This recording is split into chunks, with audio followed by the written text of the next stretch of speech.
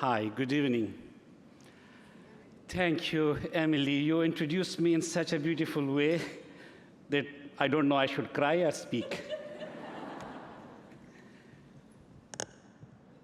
Thank you, Dr. Grossman and the AIS staff,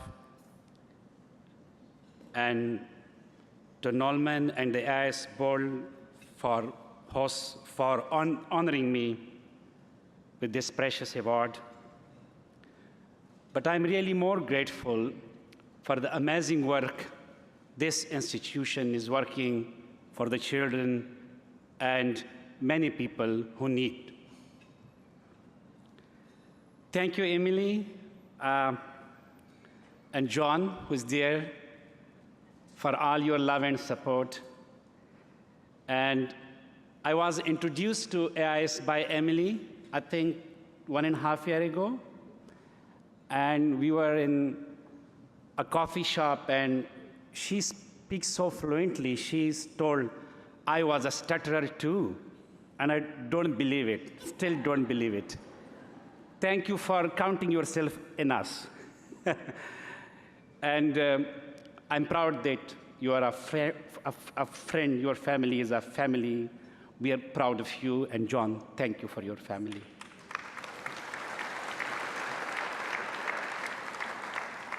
Ladies and gentlemen, as far as I remember, right from my early childhood, I grew with this speech impediment. It was an unfortunate and difficult condition for a son, I mean for me, whose father was a great orator, speaker, preacher, and teacher. My father used to give sermons on every Friday. And he was such a great speaker that I always wished that I could speak like him. And it was more painful that I was being bullied and mimicked by my cousins and class fellows for stammering. As a stutterer, my journey is quite interesting. After accepting my speech disorder, I had two options.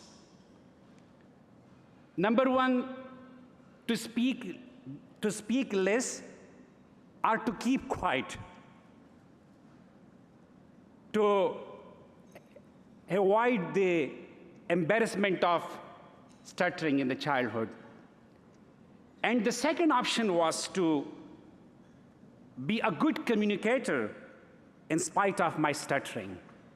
And I chose the second option.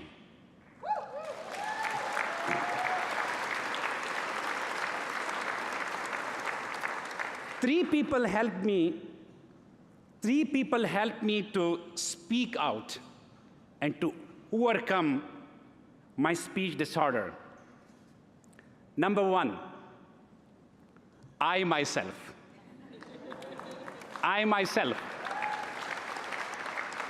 My own resilience and willpower. I was determined to act and not to yield. I was determined to speak and not to submit.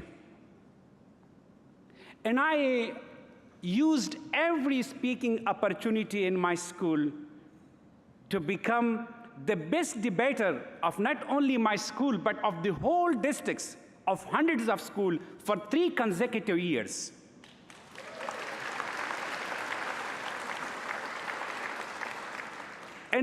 And whatever method was told me, I used it. Like Demosthenes, I used a pebble under my tongue and started speaking. In the Holy Quran, there is a famous verses which were memorized and practiced by the prophet Moses. I practiced that as well. So the first person that helped me was me, myself. The second was my father, who was my first teacher who supported me. He taught me Urdu and Persian poetry. He believed in me, and he had big dreams for me. When I was 13 years old, and there was a declamation contest in the school, and I told my father that I want to join this competition. And he was surprised and got shocked. But I meant it. I insisted on my request.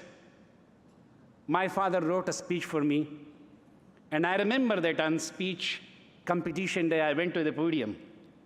I stood there. My eyes were open, but I could not see anybody. I spoke so well,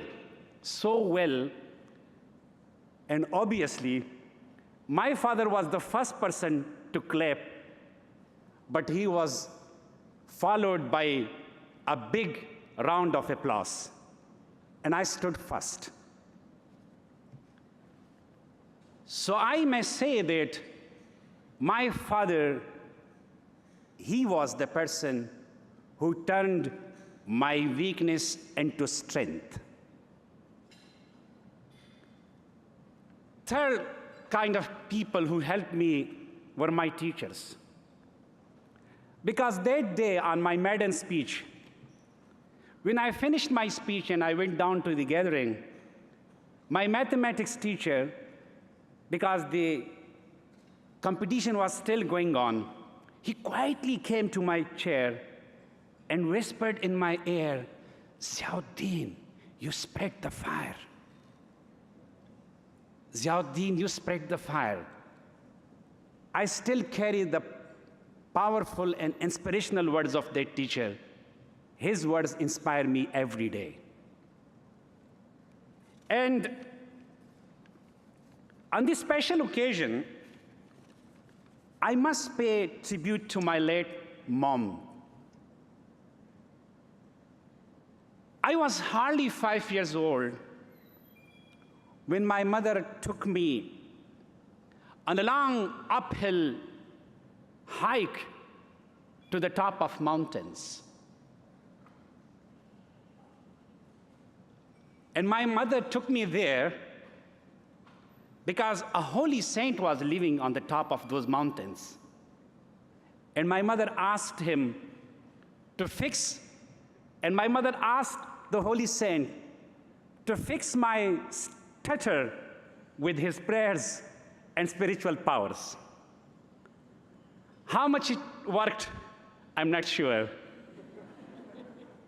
But one thing I know for sure, that how much my mother was anxious about my stutter, that's I know. My mother loved me, and he wanted me to be a good communicator. So I dedicate this precious award to that one-day-long hike up the hills on a summer hot day to my mother's uphill climb. And this award is about the power of voices. It's about empowering people, freeing their voices. And when from 2007 to 2009, we saw very bad days, and Taliban were inflicting inhuman atrocities on the people of Swat. They bombed more than 400 schools, and they banned girls' education. They brutally killed our notables and leaders. And they were equipped with all kind of weapons like rocket launchers, suicide bombers, and Kalashnikovs. We had no weapons. The only weapon we believed in and the only weapon we had were our voices. And trust me, believe me, that my stuttered speech became the voice of my people at that difficult time. My stuttered speech became the voice of my people at that difficult time, and the voice, and the clear voice of Malala spread like a crescendo in the whole world. So one thing we can know and we can understand and we can learn from this institution on this beautiful evening is that our voices matter. Our voices matter.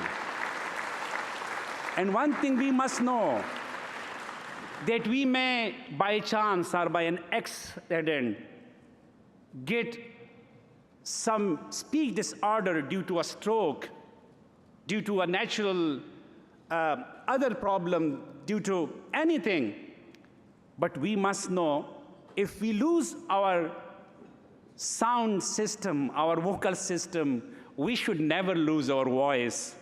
We should always raise our voice. We should stand up, speak up, and write for our rights, for equality, and for justice. This is so important. As Malala once said, when the whole world is silent, even one voice becomes powerful. Thank you, everyone. Thank you so much.